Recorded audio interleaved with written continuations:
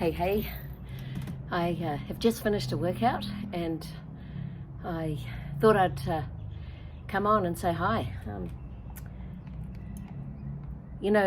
I'm always a huge advocate for moving your body, exercising, even if it means just going for a walk every day. Whatever your kind of vibe is, whether it's triathletes, whether it's triathlons, whether it's sprinting, running, long distance, marathon, whether it's playing tennis. This is little Ralph here, my little fur grandbaby, and you might see on the top of my forehead there's a gash. So last night Ralph decided to headbutt me with his teeth. He came running straight for my head and made a big gash in my forehead, which bled quite a bit. I don't think he meant to do it, but it was quite painful. So I'm not looking the best right now. I've just finished my workout, literally, and a bit sweaty, but who cares? I just wanted to get on here, and I've just arrived back on the Gold Coast, and that's after 10 months of travelling.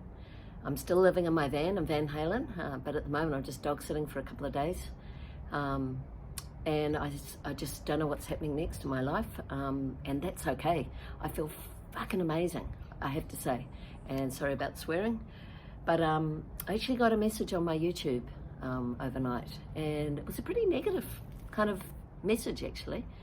It was really quite judgmental and nasty, I have to say. And I always say that when people kind of express those kind of really nasty words, we have a choice. We have a choice whether we choose to take those words on board or whether we bounce them off. And that's actually the armour in my peace tools that I teach children in primary school. Is so it's PEACE, and these are actually tools that came to me in a meditation because I wanted to help kids stand up to bullying and abuse in their life using tangible tools. And so the A is all about using your imagination to build a powerful armour around your body, so other people's words, opinions can't get past your incredible, powerful armour. And so that's how I chose to kind of look at this comment overnight, and said, well, you know what, I'm always of the belief that when somebody kind of expresses that stuff, it's really an internal projection, and I feel sad, I feel sorry, I feel compassion for that person that feels that they have to lash out like that, and instead of doing the internal healing themselves and working through their issues, they project it on others. And I wish you a fantastic healing process when you get to that stage in your life where you feel you need it. I hope you do, because in that journey you will learn, you'll grow, you will become a better version of yourself, and you'll be able to live a more authentic, loving, caring, compassionate life. And I really believe that's what it's all about. So part of the comment was also about my Love Heart glasses, and I've been wearing these Love Heart glasses, not these exact ones, but Love Heart glasses for over a decade now, and I really believe that when I wear these, it spreads love basically everywhere I go, whether that's in the supermarket, the shopping centre, walking down the street, walking the dogs, whatever. I get really positive comments about these sunglasses from young people, teenagers, and older people, and they just love my Love Heart glasses. And I guess the vibe, the energy, the positivity that I expel, I express out. And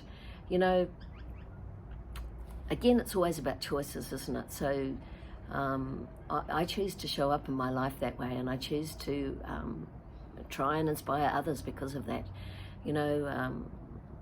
I had a really traumatic childhood. When I was 7 years old, I witnessed the murder of my mother by my father, and I was then very quickly separated from my siblings, and my father went to prison, and I was put into foster homes. I went to 13 foster homes, and I was abused on every level in those foster homes.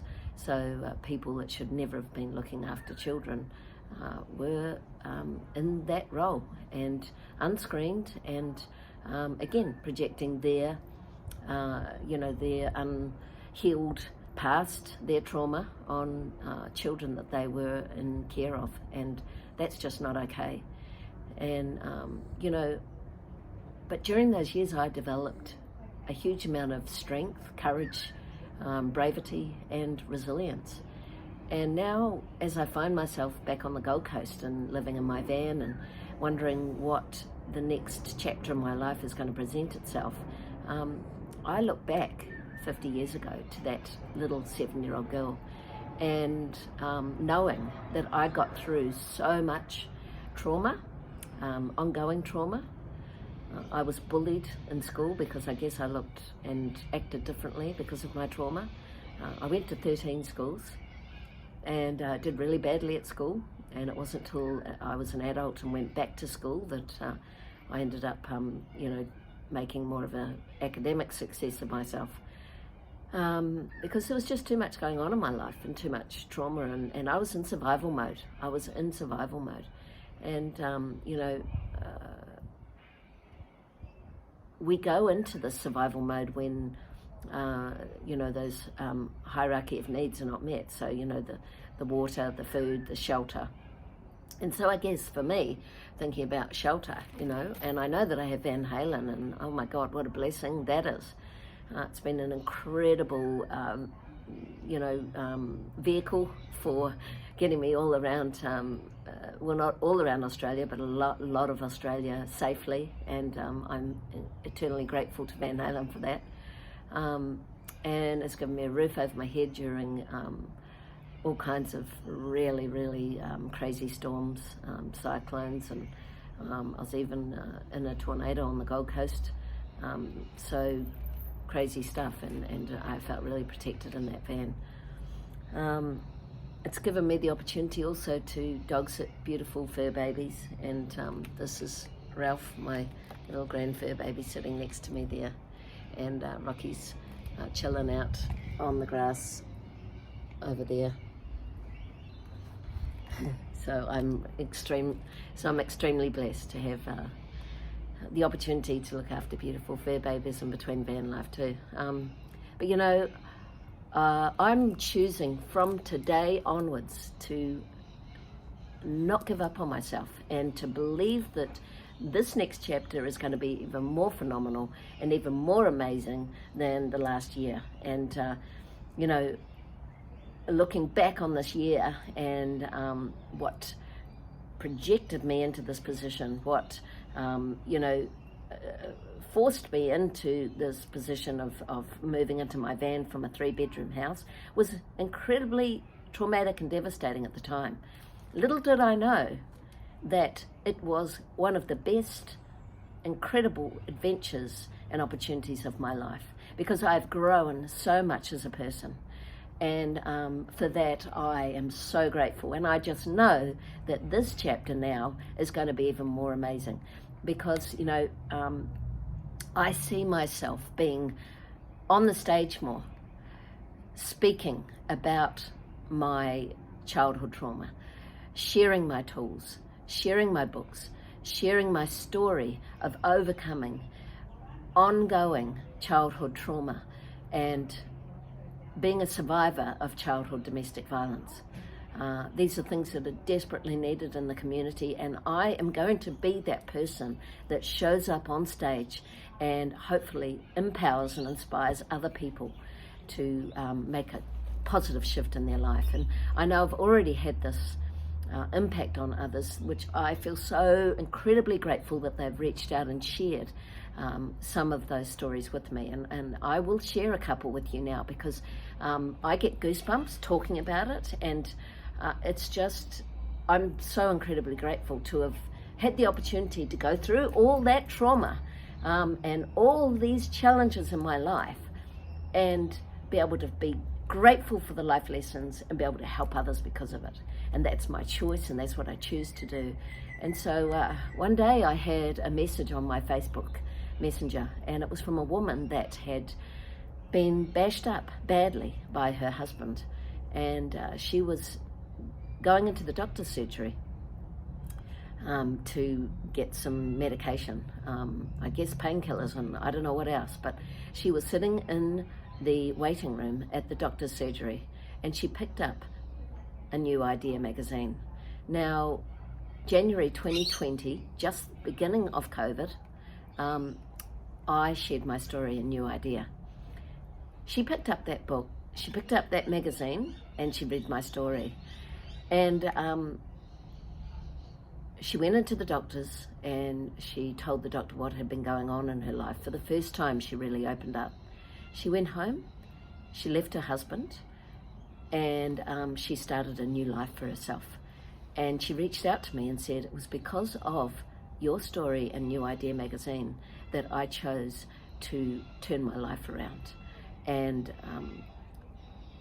wow, you know, I can't even express in words what that means, you know. And to be honest, because of that New Idea magazine, my family, my siblings don't speak to me anymore. So they didn't appreciate the fact that I was sharing my story, which I have full right to do. You know, I'll never forget Oprah Winfrey, who had the same sort of challenges when she started sharing her story. A lot of her family disowned her. But look at the impact she's had on people's lives over the world, globally. And so when I got these phone calls from my siblings saying that, you know, just abusing me, and I realized that they haven't done the healing and the work that I've done, and that I am in a place of gratitude for my experiences, and that I want to help others and inspire others because of my adversity. And I don't want to sit in shame. I don't want to sit in victim and feel sorry for myself for what happened to me. I want it to make a difference in honor of my mum. And in that, at least her death was not in vain. And so that's what I'm choosing to do today.